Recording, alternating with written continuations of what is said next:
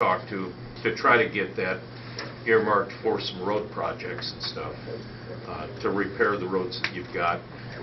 Another point is you talked about 394, putting the Beecher bypass in. And when you think about stuff like that, here's what I want you to think about. I was a teenager when they put in 394, and I was thinking then, that's a dirty trick.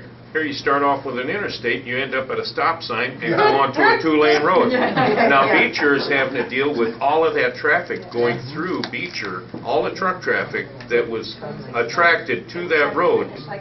And if you put the bypass in, where are they going to go?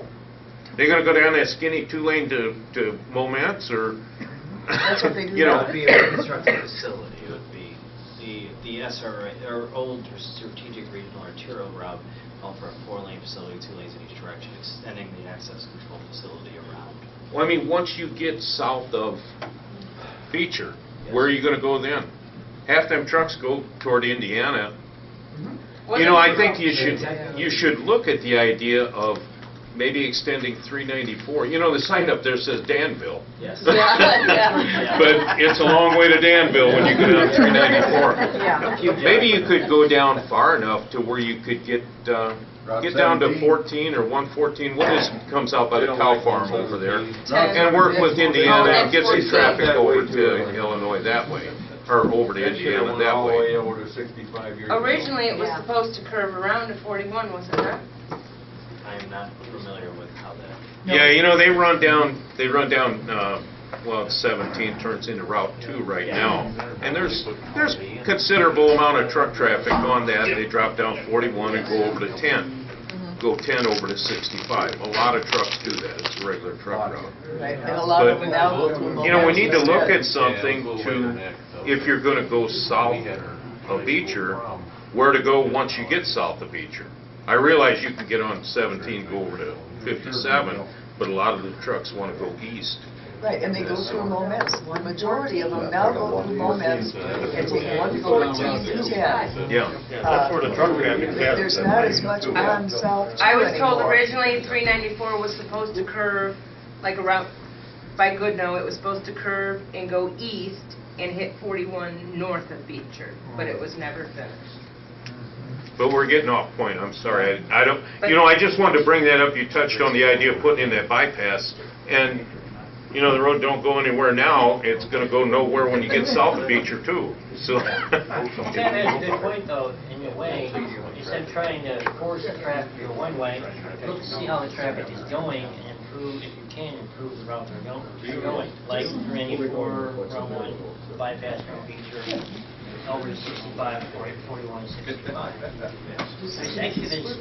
Well, as far as in the class I took in college, they made a point of in some place, this college, they built a new campus. And instead of putting in the sidewalks to make people walk where they wanted them to walk, they left it alone, and they let people walk until the dirt paths, then they built the sidewalks.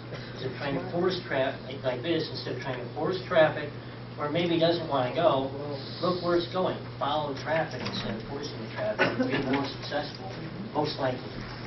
Because, I mean, honestly, if I was a truck driver heading east, I wouldn't jog down to some Illiana tollway, then jog back north up 55 to get where I was going, unless traffic was totally shut down at 80 or at Chicago, which is a lot anyway.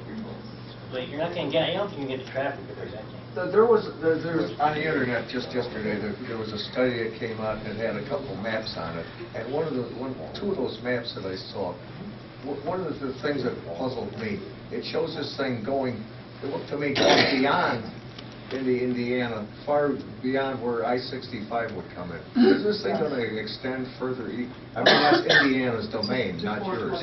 But is this going to go all the way to Fort Wayne?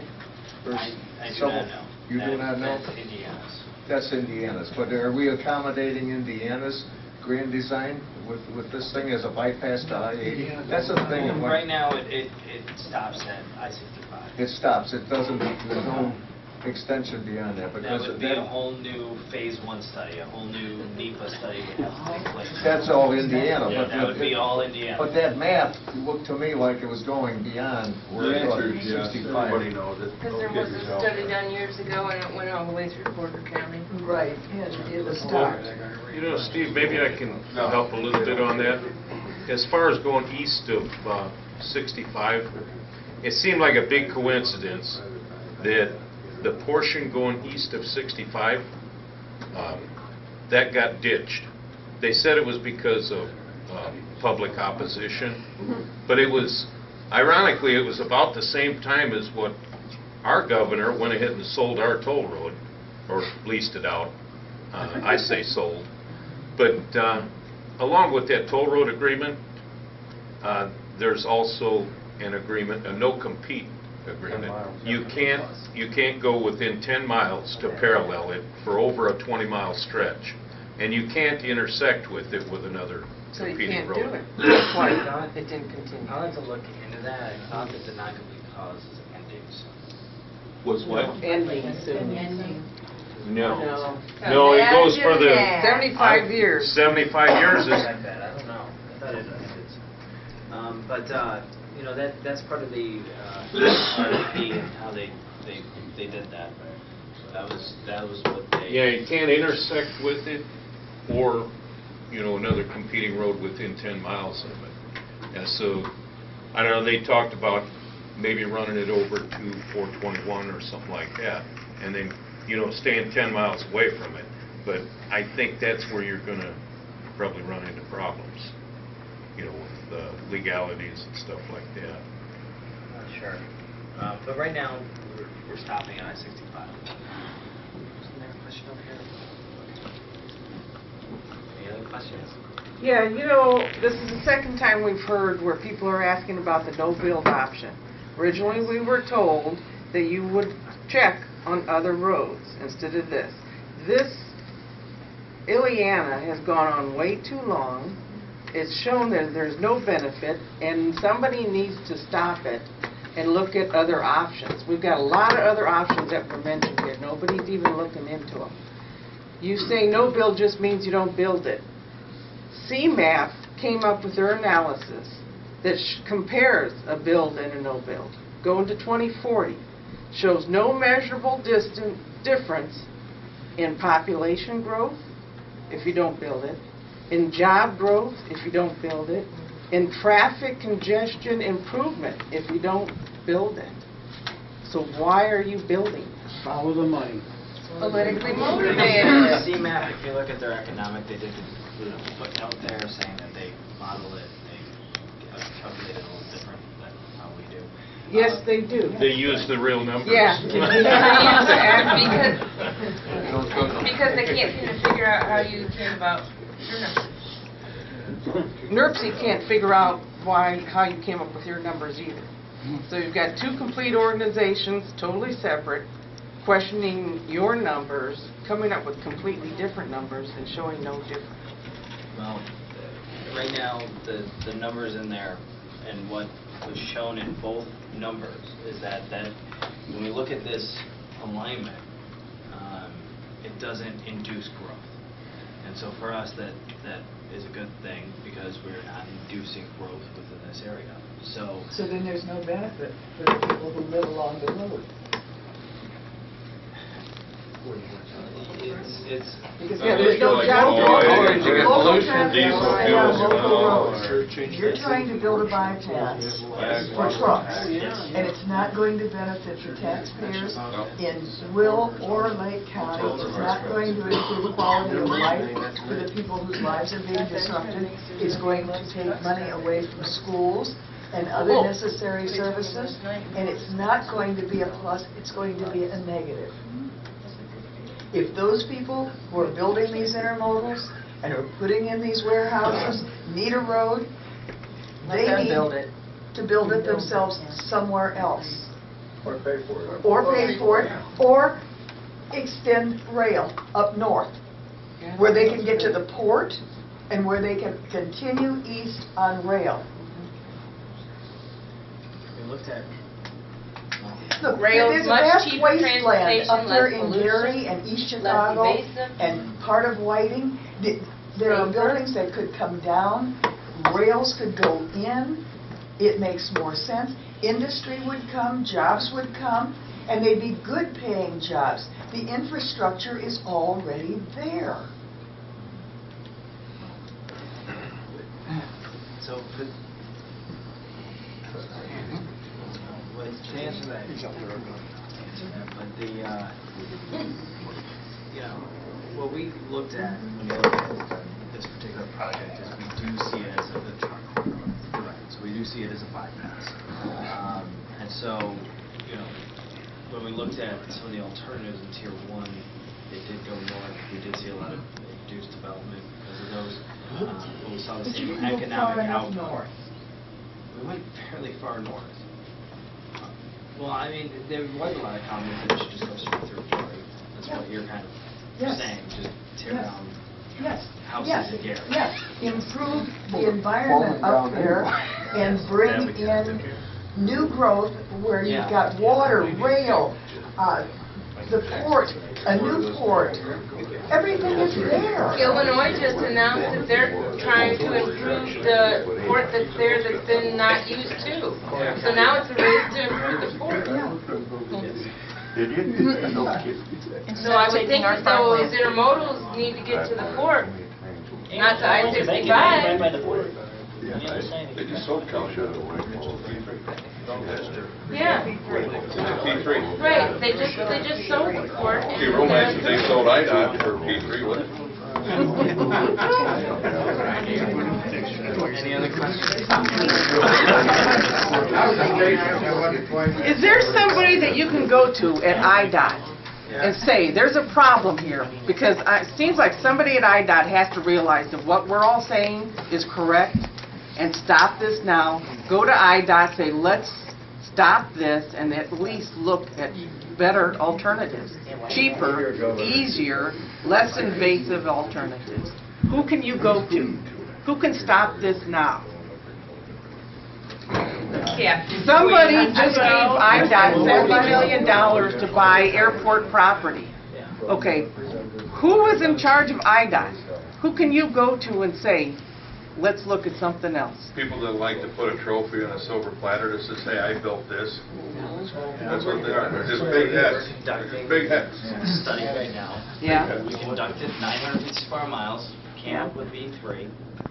But you conducted this study that nobody wants this road. Not a person that I have talked to about this road has said anything positive about it. So we're going to spend all of this money. You're going to build this stupid road that nobody wants, and we're going to pay for it. Every taxpayer in the state of Illinois is going to pay They're for still driving the county line, it. they're still going to drive down Peatone, Wilmington, they're still going to do 53. Exactly. Has been arranged for this? Has the money come up and arranged for this? Where's it going to come from? This state is in trouble as it is already. It's federal. Illinois got five first. We're looking at financing as part of Tier 2, so we have not included Basically, you're building this road for the trucking companies. Well, it's not necessarily corporate America, you're building it for trucking companies that want to transport goods across our land at no benefit to those of us who are going to have to deal with it. Now, that doesn't seem to make sense. If they want a means to get out east, build out east. Or do something that won't interfere with a way of life here. One businessman shouldn't be able to put another businessman out of business. And that's what's happening now. And if you're And going when to all the insist on farmland is gone and you go hungry, you'll look back and say, gee, maybe we should have listened. It's people like that that think they get it all in jewels. Steve, back to your Tier 2 study. Grows out here. Your geotechnical work. Yes. Can you assure us that that's going to be done after harvest and that we're not going to have crop damage? I do not know right now. Well, that's a good question to find out because What we try to do for the first year. the farmers aren't going to be happy if you go traipsing through their... spring, and we understand the farming. So, as far as crop damage. So we are looking, that's why we haven't done a lot of borings this summer. So we are looking to move it into late summer, into the fall. But it depends.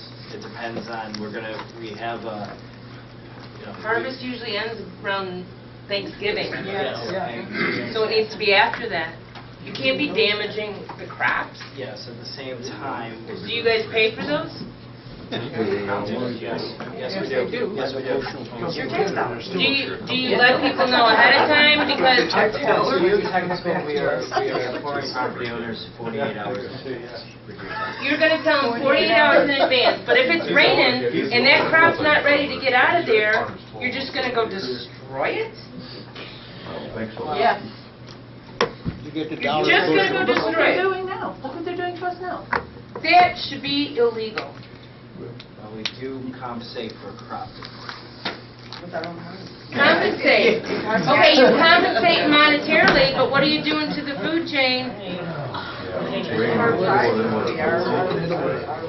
I got a question for you, Bob. I talked to a surveyor the day before, he was out. And the next day, he was out there going through the cornfield, checking all the power lines. Okay. And he never gave notice. They're not Was giving that notice. on the power lines? Because it could have been ComEd, in which case they have a permanent easement there. It was your surveyor, because I even talked to Lindsay about it. But if it's on, was it on ComEd's permanent They're easement? checking all the power lines, where they're located. Yeah, they're surveying the ComEd power. Yeah, and that was your company. But the And they went farmers right through the lease this field. land. He's paying money to farm that land. Yes. He pays ComEd. Yes, it's a permanent If we easement, got but he's ComEd's leasing permission it. And then to the go on following- their land, even though you lease it, then So it's okay because ComEd said, go Yeah, ahead, I'm well, going to destroy your then- crops. Then the next day, who comes out but Lindsay and about 12 other people and go on the other side, and they go right through the crops and check the ditch line. They're still destroying corn, soybeans, They're or going right whatever. through.